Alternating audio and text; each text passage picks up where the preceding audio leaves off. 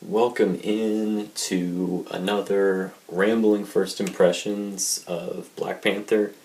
At least that's what I'm going to call it because it's my second viewing of the movie as of when I'm recording this, and it's been like a month since the movie came out. But I like to do these rambles about at least every Marvel Studios movie that comes out. So I'm going to try and be consistent, keep it coming out. These don't really, people aren't really looking forward to this. I think they usually get like tops 3 views, which probably are all like bots to begin with. So whatever. So let's just get into it. There's a lot that I could say, but I'm gonna try and be concise so I don't just go on and on. But yeah, first things first, I liked the movie a lot. I think it's probably one of their best movies that they've made. Very well refined, and I think also what has made it so popular is just the subject and the content that they are exploring and discussing is relevant to the world today, and relevant to people in America in particular, I think. So anyway, yeah, that I think is the main thing that kind of sets it apart, because like the type of movie that it is and the type of story isn't really anything new. It's standard solo superhero movie. It's not an origin story, which is good. And that's kind of the thing about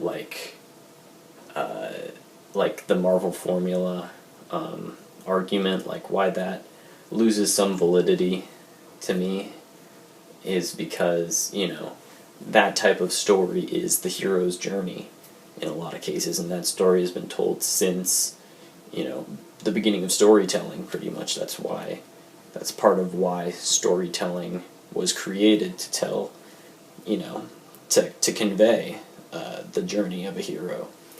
And so as long as it's the components are mixed up enough, and the topics and like the premise is mixed up enough to keep it fresh, then I think that's what you got to do, and that's how you keep it relevant. And that's what they did, and what they're talking about is very relevant, and what people want to see in this movie. So since I'm on the story, I also think that it's very fair as well. I think it's reasonable, because there's some political stuff in here, and I think it's fair and reasonable, which is good. And that was one thing that I worried about, that they might be unreasonable, and it might be like some resentful writer or director trying to impose a biased point of view upon the audience. And I felt like it didn't do that. I felt like it was very reasonable, and in fact the unreasonable and biased point of view was the villain in this movie. And they explored like how that was dangerous, and that T'Challa, how he was the better example of that. And I thought that was very well handled, very worthwhile. So that was great. As far as we're gonna get into some more like the visuals and stuff in a minute. But as far as some of the other characters, I thought they were quite good. The female bodyguard, the love interest, sort of, the Nakia, I believe her name was, also quite good. The one thing about Nakia is I'm like, what about being a spy, you know, why is she a spy, I guess. That was the one confusing thing, because she certainly has a political, like, point of view about, like, the direction of Wakanda, and she says that, like, being a spy, like, helps her do good things and, like, do good things for Wakanda. But how, I'm a little unsure, and yeah, it's not clear to me, like, why specifically being a spy achieves what she wants as opposed to doing something else, and like why, you know, what she likes about that, because she doesn't really seem, you know, she doesn't really seem like Black Widow, who's also a spy, except for Black Widow, it's more part of her personality and how she's characterized, because she's like more deceitful and elusive. So basically what's unclear to me is like that the spy profession, I guess, seems kind of interchangeable to Nakia.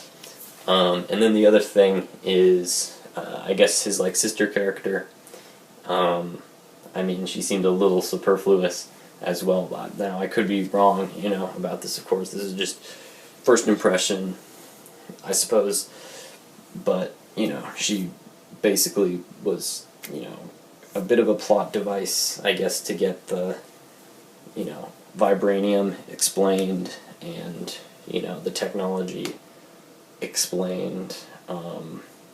One thing that I kind of resist, and I don't know if this is the case, but I don't know if it was like the movie trying to overcompensate and try and be like, you know, try and make themselves look progressive. Like, look, we've got a young black girl who likes science, you know. That's what it felt like a bit to me, at first at least. But I don't know, you know. Anyway, I thought she was fine, you know, fine enough presence. Sometimes a bit annoying, but you know, I liked her well enough. So yeah, those are the main characters. But the other thing that's super impressive about this movie is just how, like, you know, elevated and fantastic they make Wakanda look, and just how they illustrate that kind of that lore and I guess African kind of mythology, like that mix of like traditional African aesthetic and, you know, futuristic sci-fi technology. It seems kind of like a weird idea when I, like, you know, describe it, but it's really cool when it's like mixed together, and they do a really cool job of illustrating it in the movie. And so you see lots of different parts of Wakanda, and the different parts, you know, have different but, you know, clear functions, and you get to see the different architecture. You know, you can see some graffiti in places, and then also just like the costumes are amazing in this movie. They're super vibrant and interesting, and you know, there's the different tribes, and then how they kind of connect with each other and what their kind of specialties are. Like, you know, there's the Rhino Border Patrol guys, and then how they kind of communicate with each other. That's all very interesting.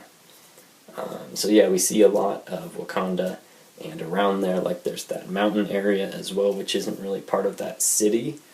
But, you know, I think that's part of the Wakanda, or the nation of Wakanda. So yeah, so those are the main things that I liked a lot.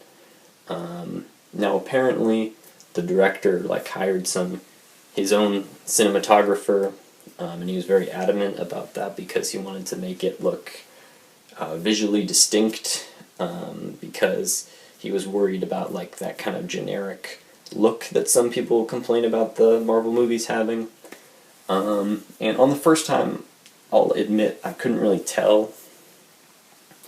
And on the second time, I guess I can't really tell, like, and now I'm not one of those people that thinks that every Marvel movie is shot in a boring way or is lit in a boring way.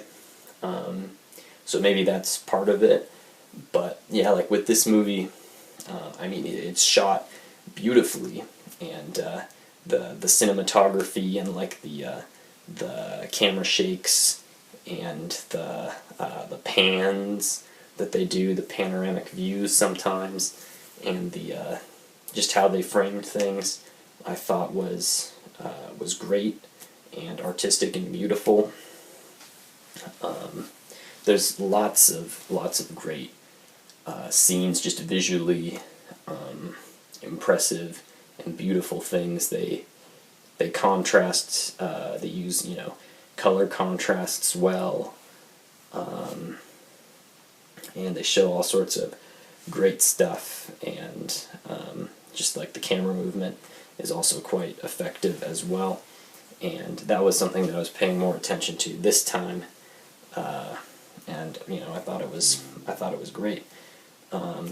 As far as in comparison to other Marvel movies, I mean, I don't really know. I mean, it kind of depends on the movie, and because each one is different. Like Winter Soldier, for example, that has the fight scenes. They've got some camera shakes in them and whatnot. So that's why I can't say that every Marvel movie looks the same or whatever, because it's not the same people on each one. They do look similar, and this one, I will say, this one does look, it looks like a Marvel movie. It looks similar, but the aesthetic, it is a bit brighter, I feel, or at least, I mean, since not all the Marvel movies look the same. There are other Marvel movies that do have that bright color palette and aesthetic, like this one.